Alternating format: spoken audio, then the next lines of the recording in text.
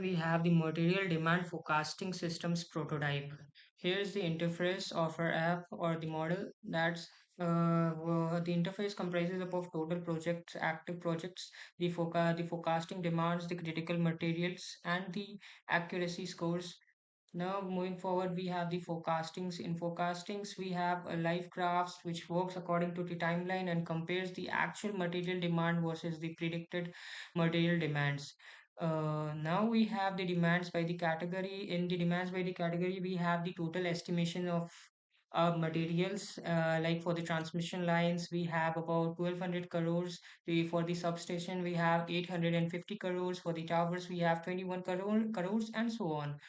Also, we have demand versus the supply timeline graph, which actually divides the annual material demands into quarter wise. Analyze the material demands during the different timelines of the year. Moving forward, we also have the seasonal impacts analysis systems, which actually shows how our industry or the infrastructure projects would be varying according to the seasons, like in winters, the summer, and the monsoon, and the post-monsoon regions, where this material demand would be optimum, moderate, critical, and the recoveries.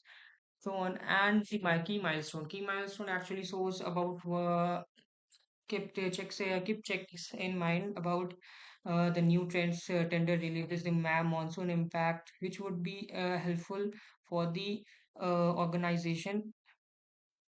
Now, moving forward, we have the material distribution. Material distribution is in form of a pie chart for a better analytical understanding. We have in the pie chart, we have the conductors, the steel towers, the insulators, the hardware, the transformers, and the other parts. Also, we have the current inventory level. This actually shows what in the real time our inventory consists of, which are actually the conductors, the steel structures, the ceramic inventory insulators, the galvanized hardwares, and all. And these are actually the target which are optimum